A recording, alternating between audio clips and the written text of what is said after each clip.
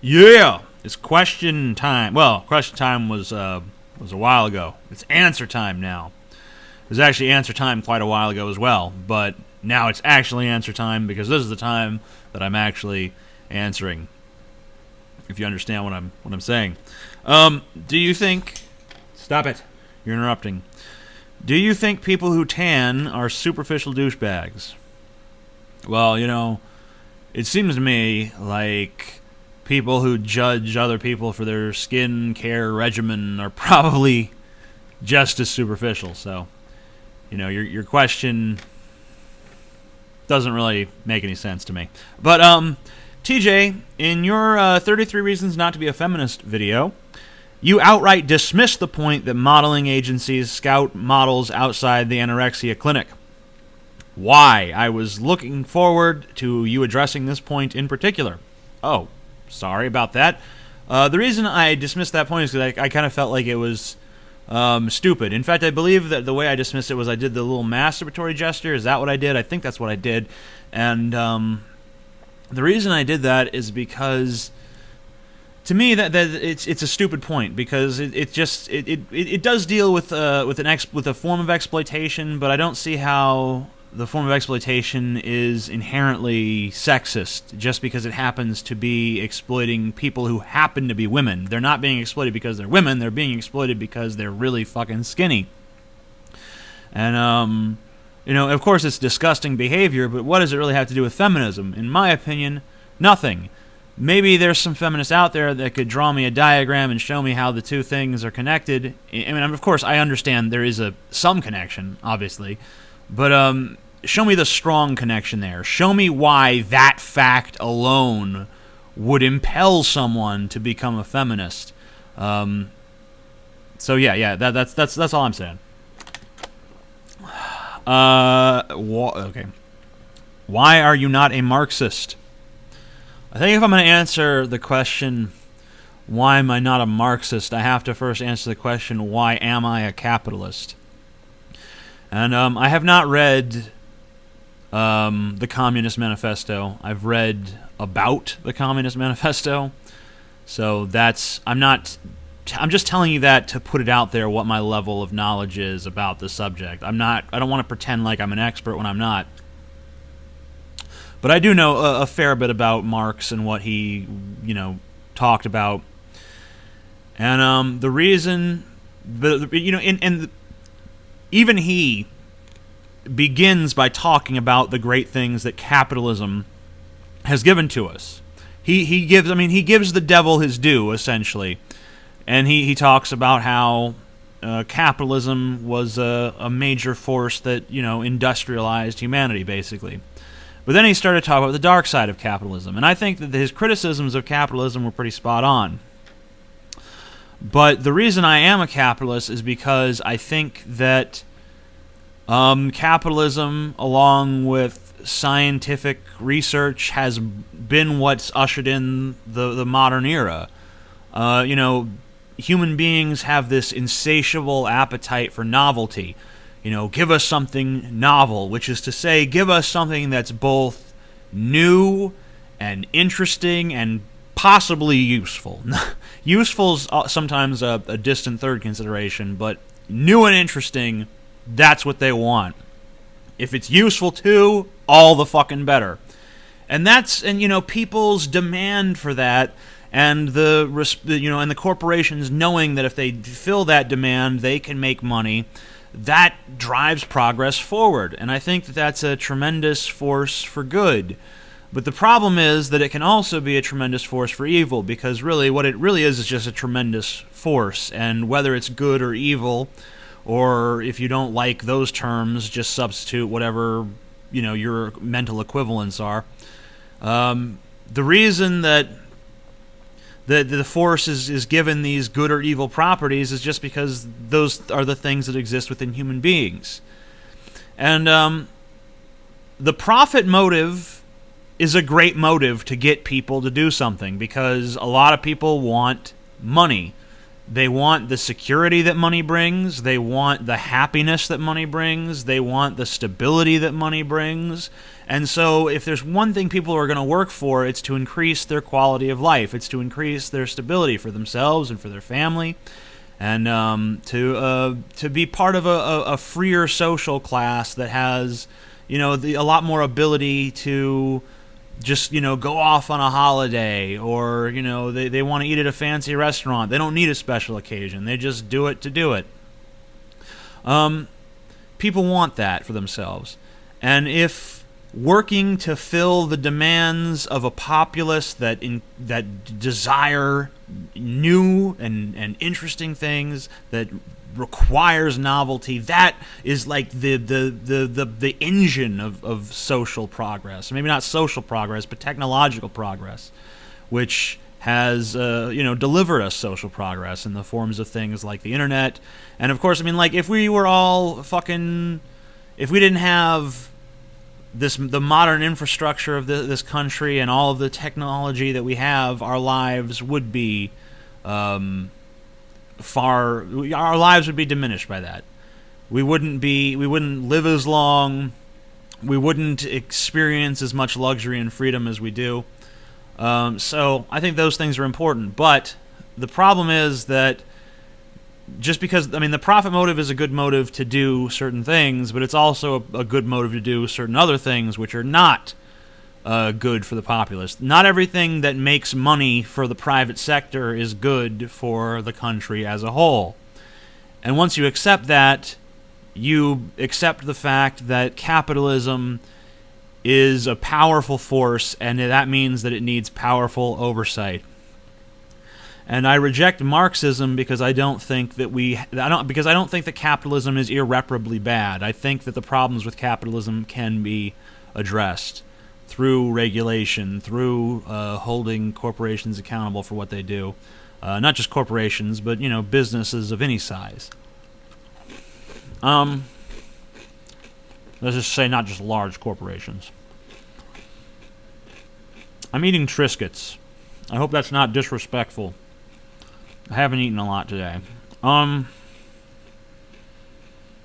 many fucks do you give about people crying in the comment section because of your advertisements? I don't like people being frustrated with anything I upload. I don't like it when people are, they feel so, I guess, insulted by an advertisement that they lash out at it. But at the same time, I wish that there was more recognition of the simple fact that this is what I do for a living, and I have to make the money that I can make. I think that most people who criticize me, if they were actually in my position, would be taking advantage of the same opportunities. That's really my position on that. What is a scientific or technological achievement that you would like to see mankind reach within your lifetime? There's a few. I'd like to see just a general advancement in the human understanding of the brain and of their own mind. I'd like to see a mission to Mars. I'd like to see plans for missions that go beyond Mars. Manned missions, I mean. And I'd like to see at some point a database of all of the creations of mankind that is accessible for free to everyone. Those are the three things that I would like to see achieved in my lifetime.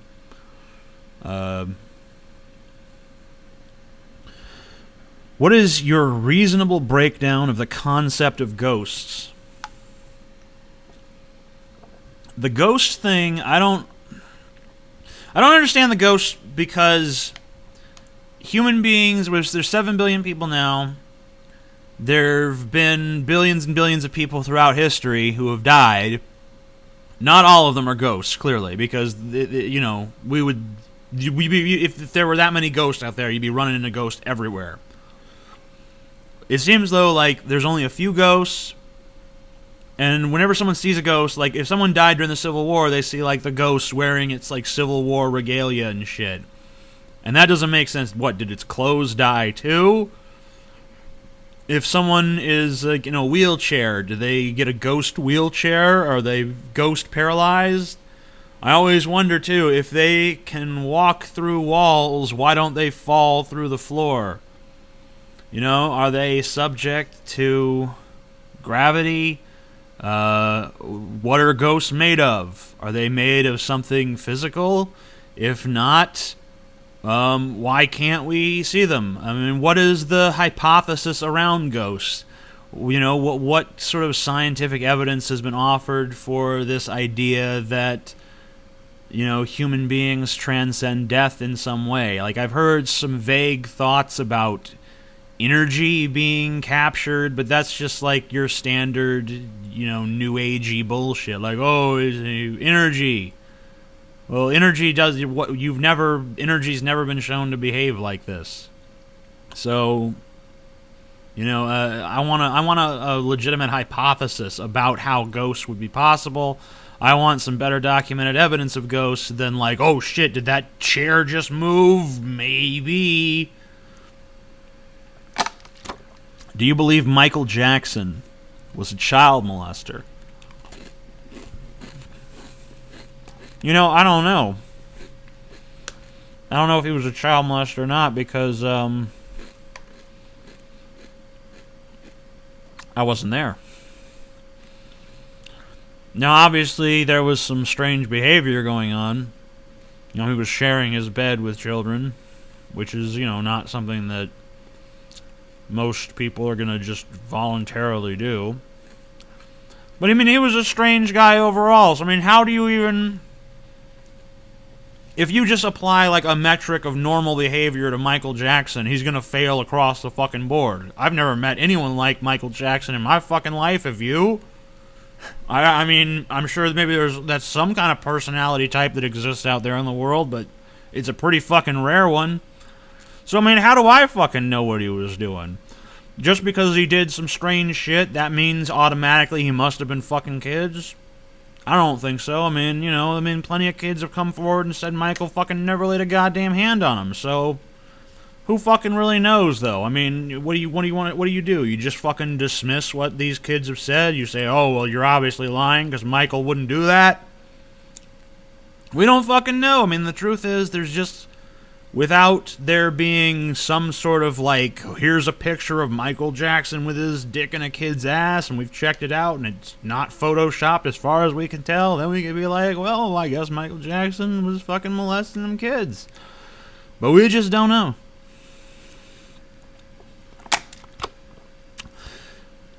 Were you ever approached by That Guy with the Glasses producers to do a crossover video? If not, was there anyone you were interested in working with? Well, I did do some podcasts with Benzai. I want to say that was his name. I'm terrible with names. Yeah, it was Benzai. We did this little movie podcast together, and we had some fun, but then That Guy with the Glasses said they didn't really want podcasts anymore, so we stopped doing those. You know, just recently I've been in contact with Doug Walker, the Nostalgia Critic, though. I wrote him a message back when he first started doing his new show, oh my god, what was that show called? I don't remember what his new show was called, but... He started doing a different show that wasn't the Nostalgia Critic, and a lot of people were very critical of it, and, you know, it wasn't getting the same amount of views, and people were just kind of like, this isn't funny, or whatever.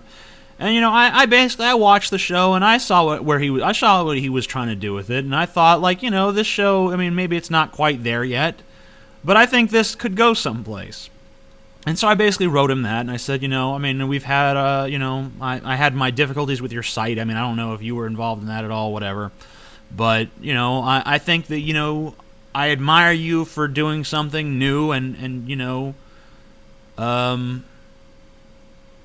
not just being complacent in success. In saying, I'm going to go this new direction, I'm going to do this new thing, and let's see what people think about it. And, you know, people...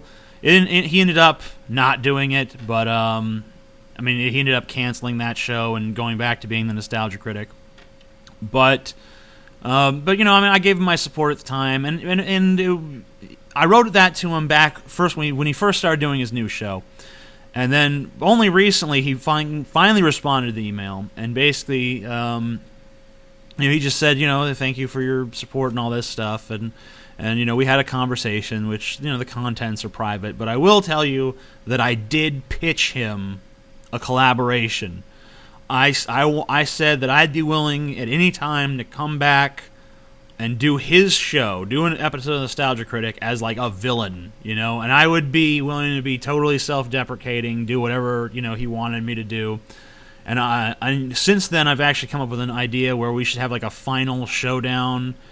That we should get like shrunken down somehow and have a final showdown on Kim Kardashian's ass, and we could, you know, get some kind of animator to, you know, we'll figure out some way to recreate the landscape of her ass, and we'll fight on top of it. And, you know, maybe at one point, like, he can be in the middle, and then she farts, and he flies up through the air, and, you know. But no, he basically gave me, like, the old, don't call us, we'll call you. So I'm like, okay, well, he's not interested. But it would have been fun if he wanted to do that. But he didn't. So that was my attempt at collaborating.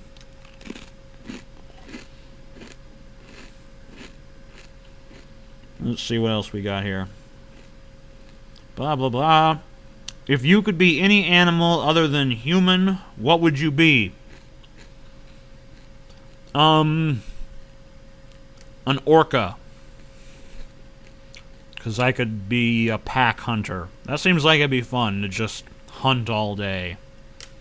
I don't even hunt as a human, but I mean, being an orca and hunting is cool, because it's not like going out in the woods and shooting a deer or something, you know, while wearing stupid orange shit. This is like coordinated fucking team hunting where you fucking swim after your quarry and shit. Why did I decide to eat Triscuits while I was doing this? I don't know, but I don't regret it. You know, I'm happy eating these Triscuits. But I'd love to be an orca. That'd be cool. I mean, I'm glad I'm a human because I like having, you know, higher cognitive functions and shit, and having some ability to understand the world around me and consciousness, self-consciousness, you know. I like that sort of thing. I like that I can read books and shit and watch movies. So I think I most like being human, but if I had to choose, the runner-up would be orca, you know, killer whale. So,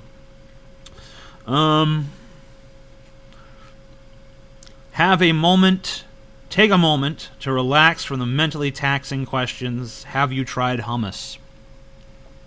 I've tried hummus. Fuck you, bitch. I'm the hummus king. Or is it pronounced hummus? Either way, I like it. I fucking get it everywhere. Everywhere that has it, I mean. So I've tried a wide variety of it, and it's pretty damn good. Anyone who's not had hummus, or Hamas, try it out. Would you debate on the side of religion for any reason? If there came a point where religious people were being unfairly persecuted for being religious, I think I'd argue on their behalf then. I don't like to see injustice done. I think that I would argue on the behalf of religion when people were trying to lump moderates and extremists together. I mean, I do think that sometimes moderates do share more culpability than they're willing to assume for what their extremists get up to. But I think that equating moderates with extremists is always a bad thing. I think that you know, if someone was trying to treat someone unfairly because they were religious, that'd pretty much be the reason.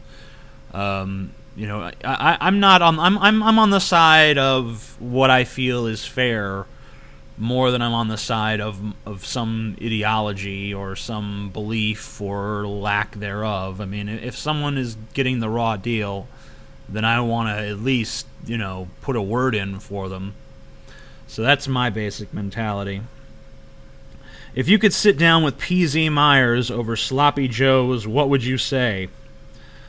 To P.Z. Myers, I would say that I think you don't give anyone a fair chance to talk to you. I think that you're basically someone who relies on ad hominem. I think that you just jump to crazy conclusions about things. I think that you intentionally misconstrue arguments that are made towards you. I think that you are not a free thinker. You're not rational, and I basically think you're a phony. That's what I'd say. How much attention does your fat ass need until it's satisfied?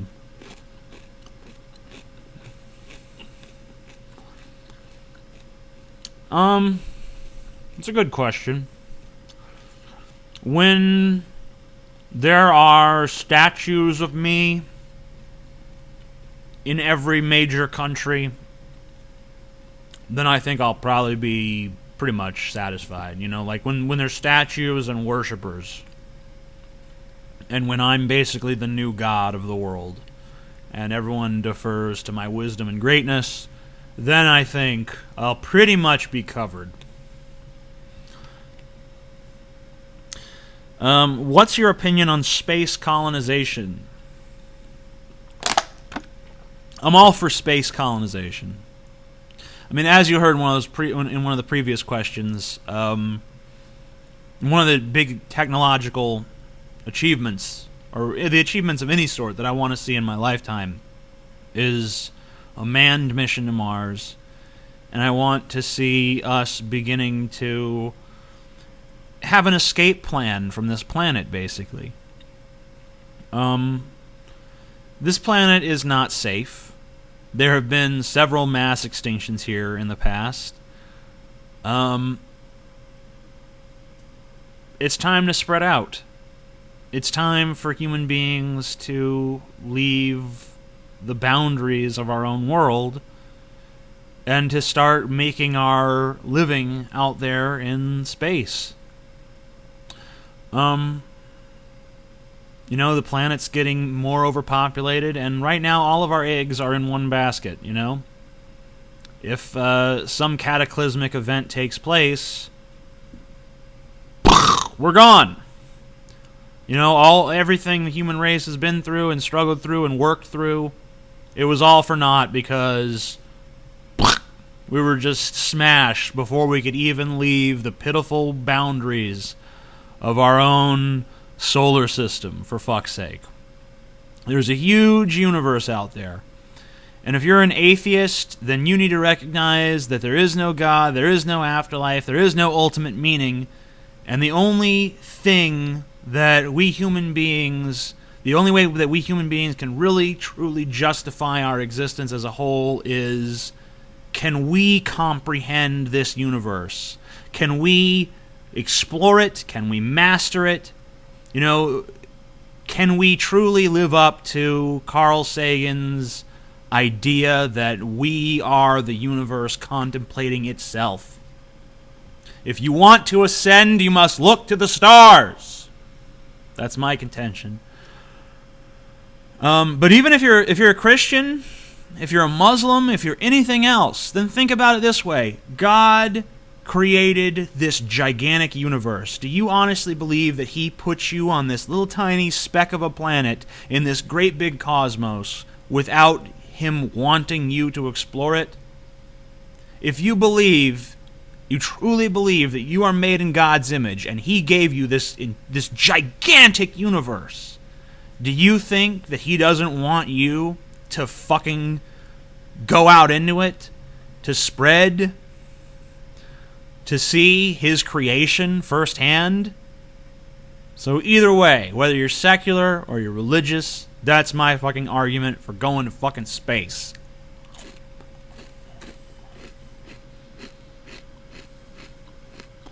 I've heard stories on the interwebs about you making a rape joke on Reddit.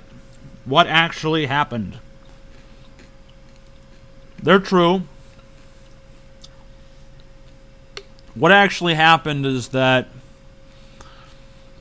I don't remember exactly how it all got started, but I do remember that I was in the MRA section of Reddit, which is the men's rights activist, section of Reddit. Now, I'm not a men's rights activist, but I did go to that section just because I always liked to see what they were saying, just like I always went to the feminist section to see what they were saying. I like to keep my eye on both sides of the issue. Now, the MRA forum would actually let me post stuff. If the feminist forum would have let me post stuff, I'd have posted stuff there too. So don't try to say, well, he was in the MRA section, so therefore he's definitely an MRA, because that's not true. It's just that that section would actually let me speak. So I don't know what to tell you.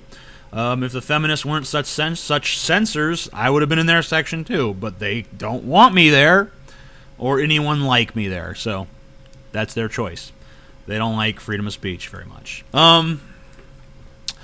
But I was in that section, and I posted some article, and I guess another section of Reddit called Shit Reddit Says, which is it's a bunch of PC whiners who go around Reddit finding things to be offended by. They saw that I posted something in that section, and they had it in for me anyway, so they decided to basically raid that post. So they raided the post, they downvoted into oblivion, and then we start flame warring in there. And I'm flame warring with them pretty much all night long. It's just me and the feminists fucking toe to toe.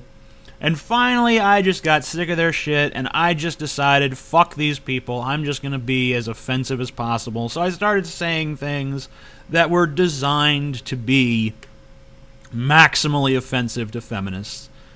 Of course, I forgot in my anger and my tiredness that not everyone's going to understand the context in which these sort of remarks were made. And so the remarks kind of fucking followed me around for a while, and they still crop up every now and then, and I fucking have to explain the situation to people. And, it's regretful, and I shouldn't have said what I said, and I have apologized, but, I think when most people understand what the actual context of the remarks is, they don't really hold it against me, because, pretty much anyone who knows the internet knows that, you can get baited into some stupid bullshit fucking argument that, is a waste of time, and where you're gonna fucking, of course, make the best speech you're ever gonna regret.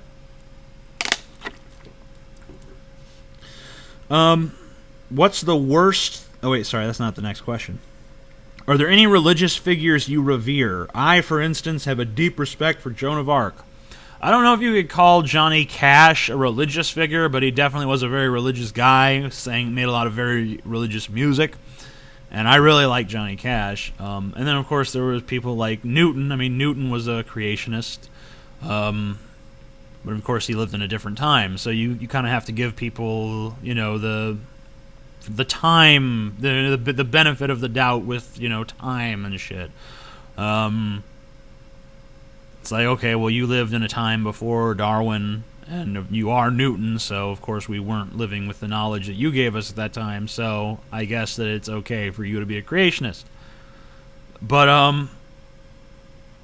yeah, I don't really admire anyone because of their religion. I usually admire people in spite of their religion, to be honest with you.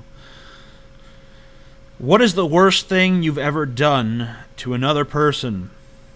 This is a tough question, because, I haven't really done a lot of things to people. Like, really, when I look back and I think of the things I've done that I regret, it's usually things that I didn't do. Like, I could have helped someone out, but I didn't because I was being selfish or something like that. And then there's other times where I just think about how I really don't do much nice for people. Like, I don't go out of my way to help people very often. I've been involved in some charity stuff, but that's very distant. It's like, here I'll assuage my guilt about not being more proactive in things by giving some money to this cause. But I don't do a lot of stuff. Like, I've never really volunteered anywhere or done anything, like that. I've given money to some homeless people on the street from time to time, just, someone, panhandlers and shit. But I've never, like, worked at a fucking soup kitchen or done anything even, like, vaguely socially responsible. Like, someone is fucking on the side of the street and changing their fucking tire or something. I've never been the guy that stops and says, "Hey, buddy, need any help?" I'm just like, not my fucking problem. And that's mostly what I regret. I can't really think of any time that I've done something really cruel to a person in my adult life. Like, like when I was a kid, I did some cruel shit because, kids are fucked up. But I don't think that should count against me at this point. So I'm trying to think of something really horrible I've done to someone in my adult life. Something I feel bad for.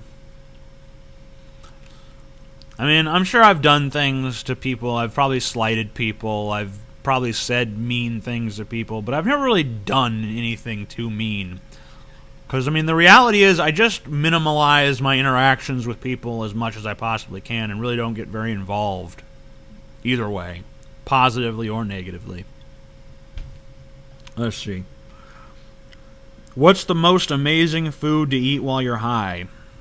Oreos, which are also the most amazing food to eat when you're not high. Just in case you're wondering. TJ, if a woman is scantily clad in public and or intoxicated and she gets raped, should she be faulted at all? Does the blame lie solely with the rapist, or is the victim to accept some responsibility or otherwise be held at least partially accountable if she made choices that might make her more vulnerable to such crimes? I wish there was a word that denoted that there's some responsibility, but there's not any blame. You know what I'm trying to say? Like, no one wants to blame a victim for anything that happens to them, but at the same time, like, if I go to a high crime area where robbery is common and I'm wearing like a fancy suit and I'm looking around like I'm like scared and lost, what do you think's gonna fucking happen? I mean, there's that thing, but like you can't blame the victim. Like, people have to be held accountable for their own actions, and you can't be held accountable for someone else's actions.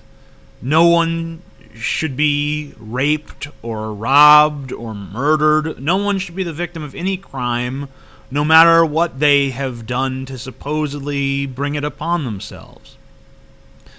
I mean, I think that just has to be the mentality, because, otherwise you're basically saying that, this guy might be a rapist, but he couldn't help it. If he can't help it, then he needs to be locked away, because it's exactly the kind of people that can't help it that definitely don't need to be out there in the fucking world. But I mean, you shouldn't blame the victim. You really shouldn't. I mean, you can point out ways. I mean, like, I just wish there was some way to point out responsibility without necessarily connoting blame. But the English language just doesn't seem to have that capability, as far as I've ever been able to tell. Because I've tried every way from Sunday to figure out the nuanced way of saying that, and I fail every time. And I just failed again, because, I mean, it still sounds like I'm trying to put some blame on the victim. I'm not. I promise you, I don't fucking think it's their fault on any level, in any fucking way. I just think that there are certain precautions people should take, because we live in an imperfect world, and we all have to deal with that fact. Who's your favorite Disney prince? and Prince is capitalized, to just so you know I don't misread it and see princess, because that's the more common of the questions.